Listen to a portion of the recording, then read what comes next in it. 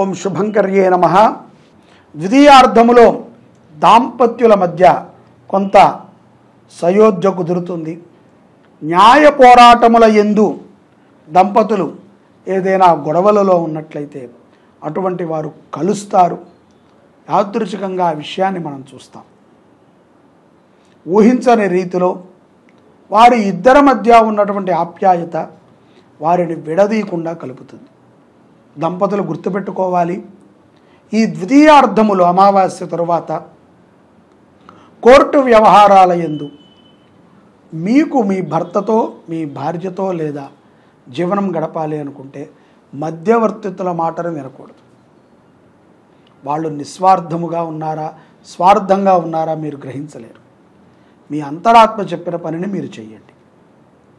అలాగే చిన్న చిన్న విషయాల మధ్య గొడవలు పెరిగేటువంటి సందర్భాలు స్నేహితుల మధ్య కూడా వస్తూ ఉంటాయి. ద్వితీయార్థంలో చిన్న మాట ఎంతో స్నేహం ఉన్నటువంటి వ్యక్తుల మధ్య గొడవని తేవచ్చు. కాబట్టి ఒక్కసారి మనము మాటను తగ్గించుకున్నట్లయితే మీనరాశి వారు ఏప్రిల్ నెలలో విజయాలను పొందవచ్చు. మీరు చేసే ప్రతి విషయంలో కూడా విశ్వాసము నమ్మకాన్ని దృఢంగా పెట్టుకోండి. ఏప్రిల్ నెలలో శని ప్రభావము రాహుకేతువుల యొక్క ప్రభావము అధికముగా ఉంటుంది మీనరాశి వారికి ద్వితీయార్థంలో. తద్వారా ప్రతిదీ కూడా అడ్డు వస్తూ ఉంటుంది. ఆ అడ్డులను తొలగించుకుంటూ నిదానంగా వెళ్ళాలి. కాకపోతే మంచి నీటి కుండలని ఏర్పరచండి. మీకు కుదిరినన్ని ప్రదేశాలలో పక్షులకి నీళ్లు వేయండి, ఆవులకి నీళ్లు వేయండి. అలాగే అనేక జీవరాశులు ఈ ఎండలకి నీళ్లు లేకుండా ఉంటాయి. జీవరాశులకి నీళ్లు పెట్టండి. మీనరాశి వారు ఎంతో గొప్ప పుణ్యాన్ని పొందవచ్చు. పావురాలకి ఆహారం వేయండి. ద్వితీయార్థములో విద్యార్థులు చక్కటి మేధశక్తిని పొందుతారు. నెగటివ్ ఎనర్జీస్ అన్నీ పోతాయి. అలాగే కాకుల కోసము పక్షుల కోసము మీ ఇళ్లపైన కొంచెం నీటిని ఏర్పరచండి. తద్వారా ఆ పక్షులు ఆ నీటిని తాగి మిమ్మల్ని అనుగ్రహిస్తాయి. సులభతరమైనటువంటి ప్రయత్నాలను చేయండి. పెద్ద పెద్ద పూజలను చేసి డాంబికమైనటువంటి దాన ధర్మాలను చేసి ఏదో గొప్పని చూపుకుందామని ప్రయత్నం చేసి సమాజాన్ని తిట్టవద్దు. మీరు చేసేటువంటి మంచి నీకు నీ భార్యకి నీ కుటుంబానికి నీ పిల్లలకి మాత్రమే అన్న విషయాన్ని గుర్తుపెట్టుకోండి. మీరు చేసే దానమైన ధర్మమైన యజ్ఞమైన పూజైన ఏదైనా సరే దాని యొక్క ప్రతిఫలము నీకే ఉంటుంది. రాజకీయ నాయకులు ఈ విషయాన్ని బాగా గుర్తుపెట్టుకోవాలి. ప్రభుత్వ రంగంలో న్యాయపరమైనటువంటి పోరాటముల యందు కొంత ఆనుకూలమైనటువంటి సమయమైనప్పటికీ కేసులు వాయిదా పడటం ద్వారా మీకు రావాల్సినటువంటి ఏదైతే నిర్ణయం ఉన్నదో అది కొంత ఆలస్యం అవుతుంది. సనాతన ధర్మం చెప్పిన విధంగా జీవనము గడపటము ఎంతో మంచిది మీనరాశి వారికి. తద్వారా భగవత్ కటాక్షాన్ని పొందుతారు. విదేశీయస్తులు కానీ స్వదేశంలో ఉన్నటువంటి వారు కానీ ధర్మబద్ధమైనటువంటి జీవనాన్ని గడుపుతూ మీ యొక్క ఇష్టదైవాన్ని ఆరాధన చేసుకుంటూ చక్కగా గోమాతకి సేవ చేయండి. గోవులని రక్షించండి, గోవులని కాపాడండి.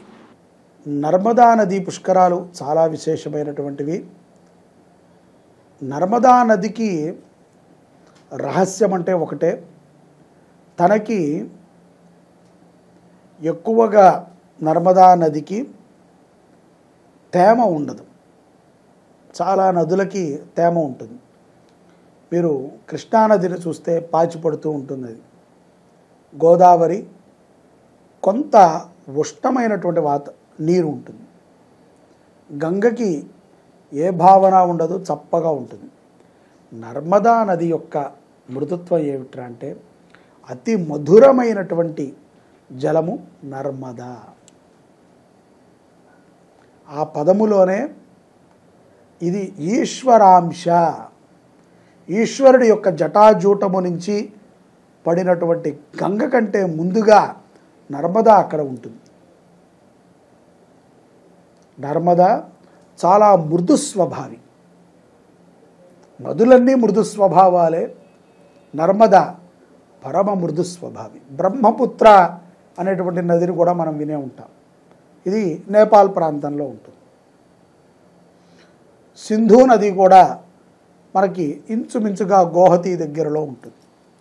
ఈ నర్మద భారతదేశానికి మొత్తానికి మధ్యలో ఉంటుంది. తన యొక్క పాయ ఇతర జలాలలో సులభంగా కలుస్తుంది. కలిసినప్పుడు ఇతర జలాలకు ఉన్నటువంటి స్వభావము నర్మదా నదికి వస్తుంది. స్వతహాగా నర్మదా నది చాలా తీయగా ఉంటుంది. ఈ యొక్క నర్మదా అమ్మవారికి, నదీ దేవతకి మనము 12 సంవత్సరాలు ఆగాలి మళ్ళీ పుష్కరాలు రావాలి అంటే. ఇప్పుడు మనకు ఎలాగో వచ్చాయి. మే 1, 2024 నుంచి మే 12, 2024 వరకు 12 రోజుల పాటు ద్వాదశం దివసే పుష్కరాణి ఆచరేత్. ఎందుకంటే 12 రోజులు, ఒక 2-3 రోజులు పెట్టుకుంటే అయిపోతుంది కదా అంటే, పుష్కరము అంటేనే 12. మొదటి రోజున ఏతత్ సుముహూర్తము 8:45 7:15 ఏదో సమయం ఉంది. ఆ సమయానికి గురుడు నదిలో ప్రవేశిస్తాడు. అప్పటి నుంచి 12 రోజుల పాటు సకల దేవతలు కూడా వస్తూ ఉంటారు. వారి వారి కార్యాచరణ తీరిన తర్వాత నిదానంగా వచ్చి స్నానాలు చేసి అనుష్ఠానాలను చేసుకుని వెళతారు. ఈ 12 రోజుల పాటు ఎక్కడెక్కడెక్కడెక్కడో ఉన్నటువంటి వారు రాలేరు. కాబట్టి మనము వారందరి పేరు మీద 27 నక్షత్రాల కోసమని, 9 గ్రహాల కోసమని, అలాగే పితృదోష నివారణ కోసమని మనము నక్షత్రపూర్వక నవగ్రహ రుద్రయాగాన్ని చేస్తున్నాం. ఇది ఎప్పటి నుంచి?